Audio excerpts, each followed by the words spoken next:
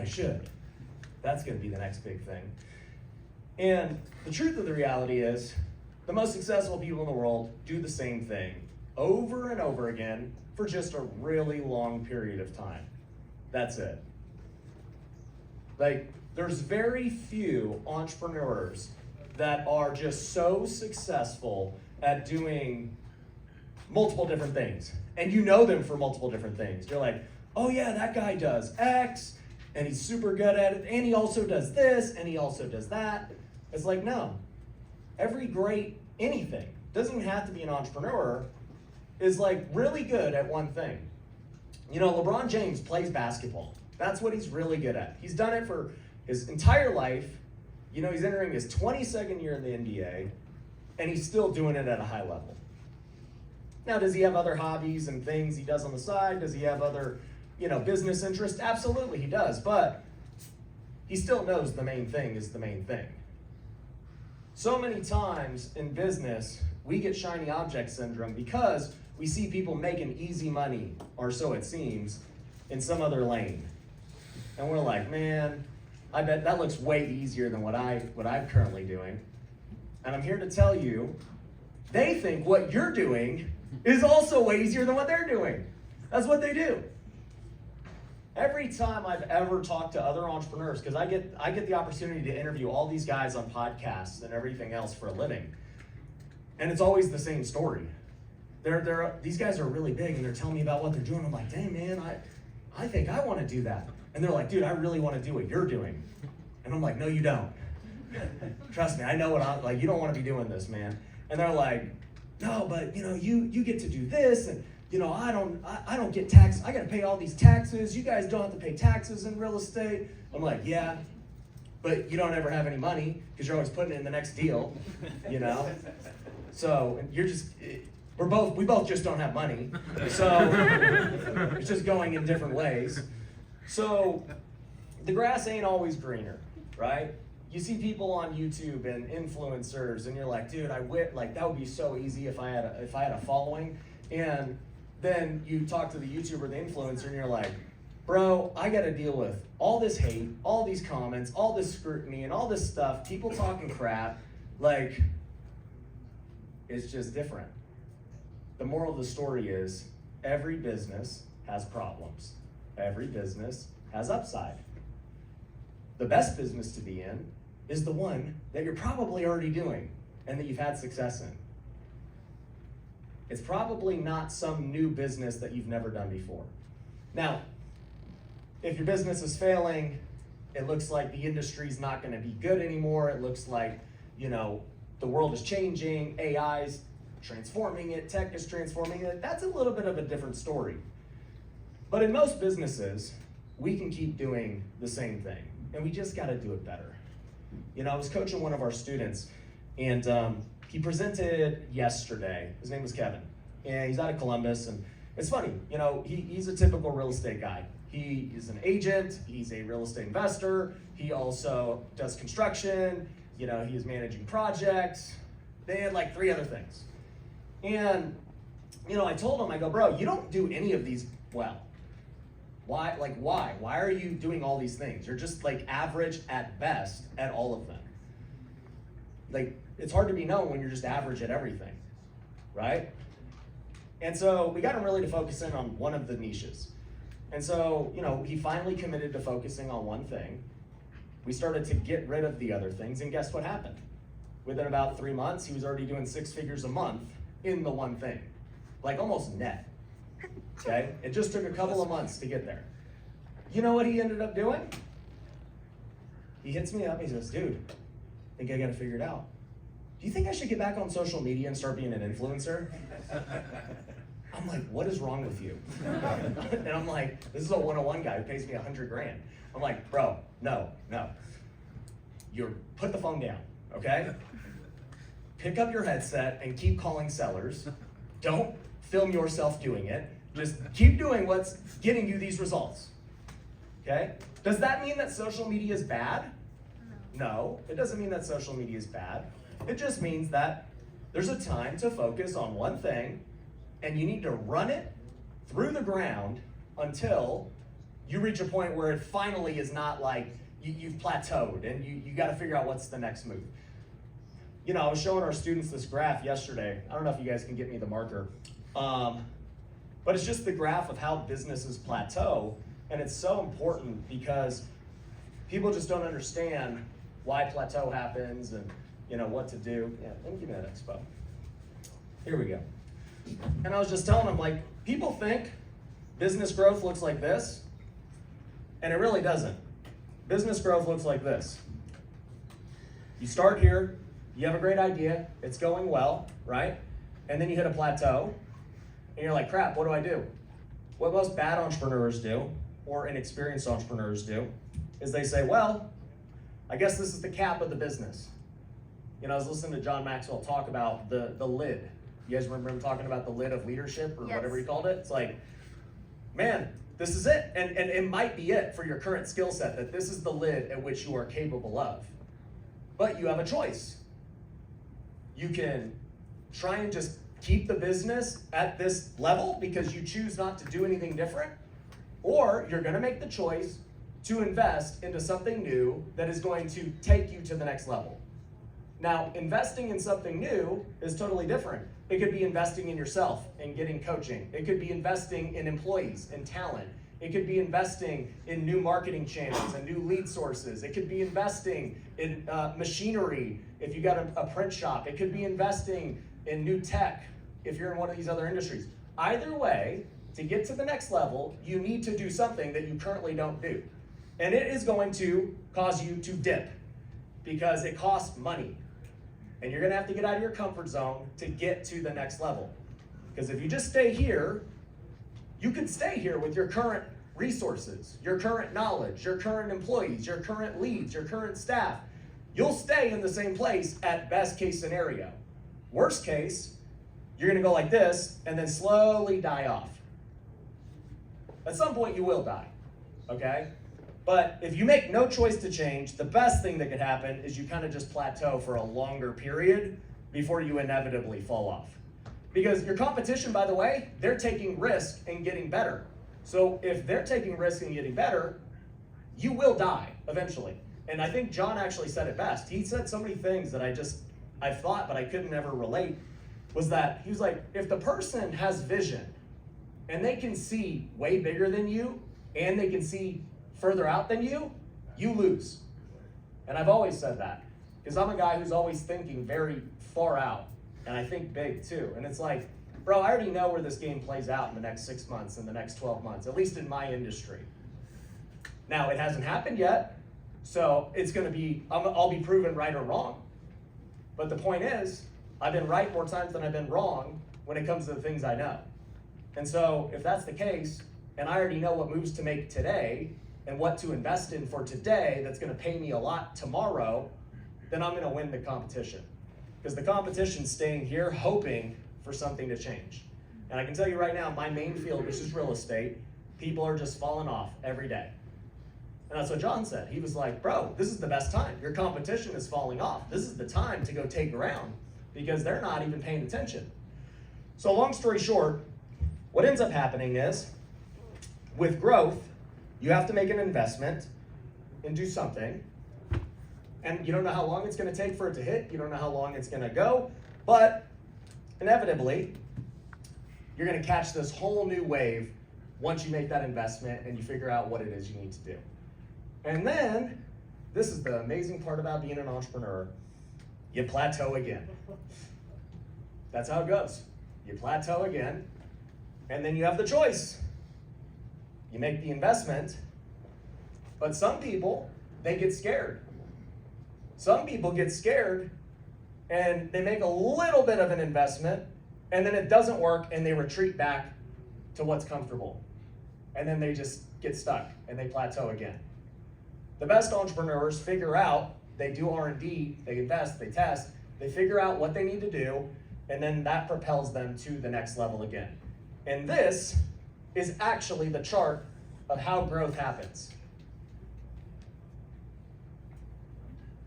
That's how it happens.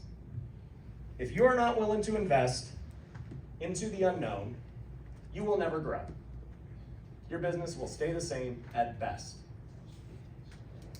And it's uncomfortable. Nobody likes to hear it because an investment is always uncomfortable. An investment in time, an investment in money, an investment in capital, in staffing, training up people who end up leaving you. It's hard. You know, like John said, if you don't invest in yourself as a leader, I can never be a level 5 leader and get level 8 talent. It just ain't gonna happen. So how do I invest in myself as a leader? Well, I can start reading books. I can go to his seminars. I can go hang out with other good leaders. You know, for me, I'm a faith-based guy. People are like, what's the best self-help book that you read? To be honest, I have never read one John Maxwell book. I haven't read one. You know what I've read many times? The Bible. So I've probably read his book more than most of you. Because he just told me with his source, you know? So it's like, all right, well then I don't need to read him. Like I've read him. He's not telling me anything new. I would rather read the real source.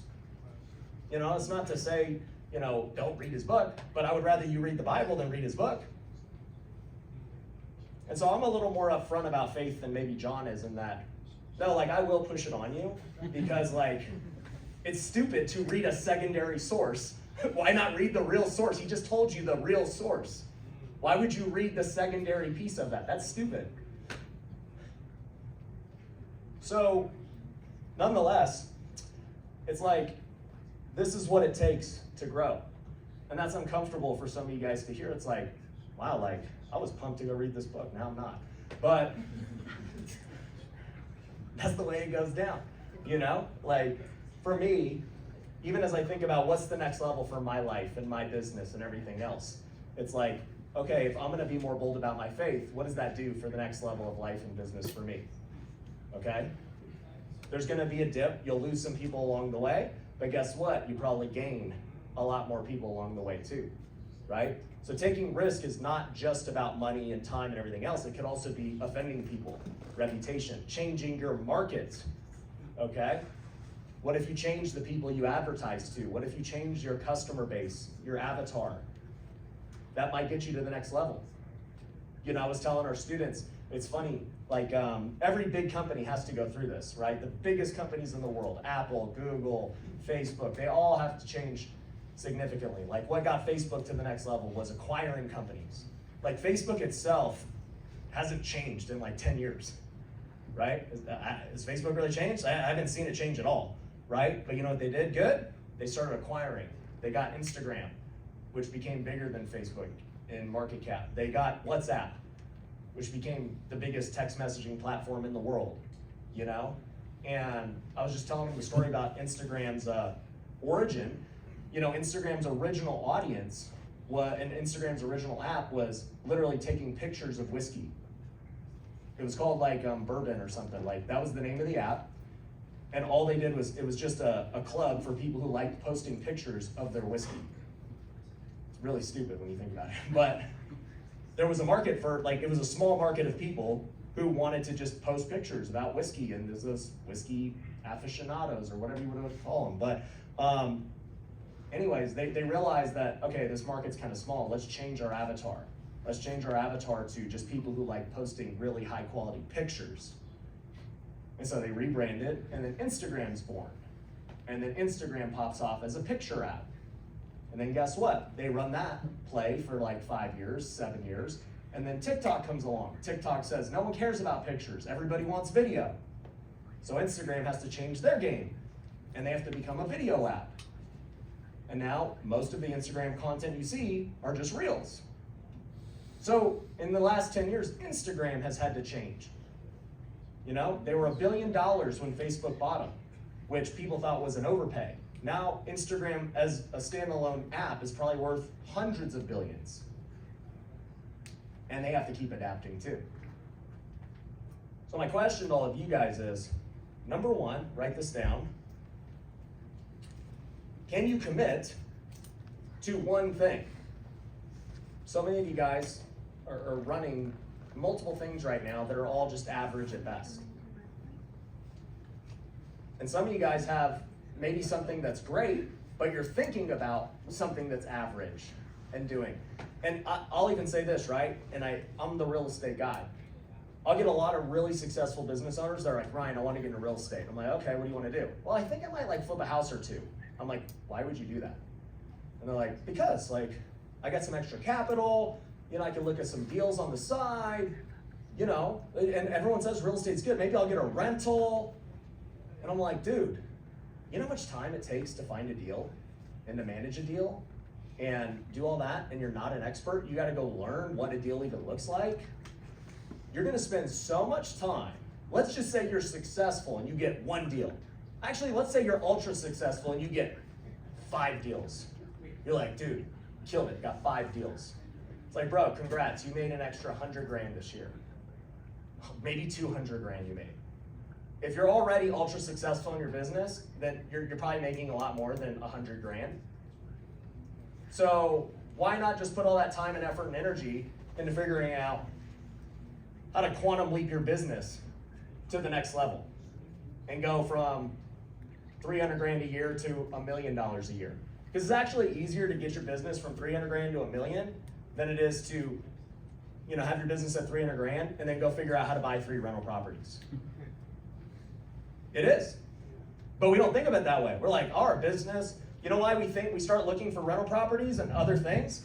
Is because you get stuck at a plateau and you don't know how to solve it. So when you don't know how to solve a plateau, you look at other things because you think it's unsolvable. And what I always tell people is, I'm like, it's not unsolvable. Like, you think the max a course business can make is $1 million?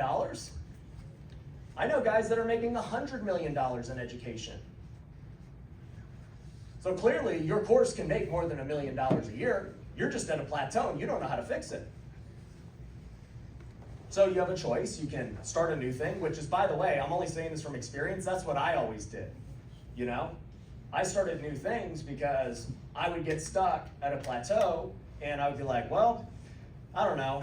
I don't want to spend the time and energy figuring out how to get this to the next level, so let me go start a new thing. Because I'm really good at starting stuff. As entrepreneurs, I don't think any of us have a problem starting stuff. That's like the default setting for us. Like, let's just start a new thing. That's great. The harder thing is pushing through something and getting to the next level because we've never done it before. So when we're talking about building wealth in this new economy, the biggest thing is sticking to one thing, because we have more information than ever before in the world. And so distraction becomes our biggest enemy. That's the hard part about the new economy. You have a million different ways to make money, and it's constantly bombarding you, and most of us don't have the discipline to say no. And saying no comes from the moment an idea comes into your mind. Because guess what? The moment you start researching the new idea, you've already said yes. You don't even have to invest money into it. Just the fact that you're now watching YouTube videos about this new idea is time wasted that could have been spent towards your current thing you do.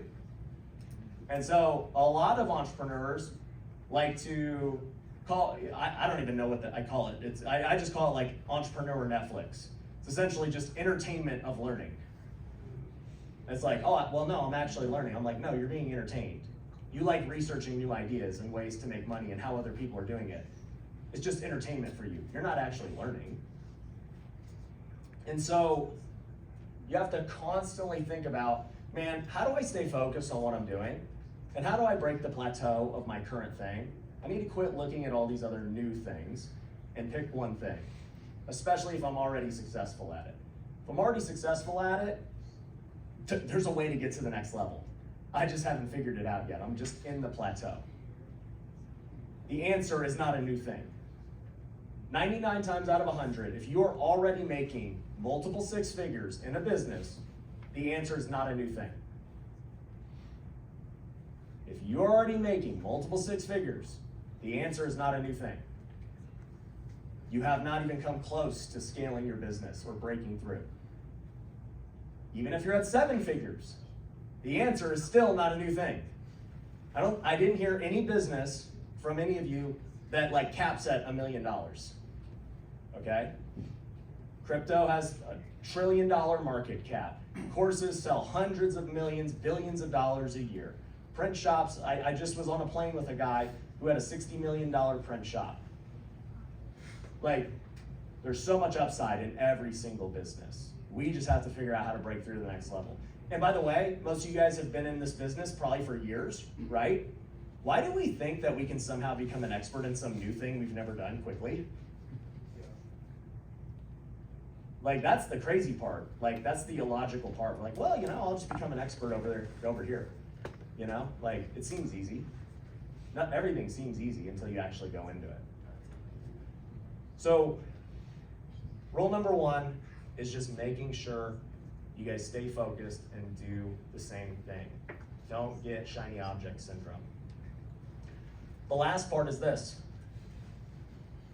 Decide how big you want to go. Because some of you guys, you might be at a stage where you're comfortable, right? You hit a plateau and you're like, I'm good. It's like, great. Okay, if that's good, if that provides for your family, if that fulfills you, you like what you do, you don't have to grow, right? You don't have to. If you get to $1 million and you like it, there's no one that says you have to get to 10 million, right? Most people can't answer the question of why they even work.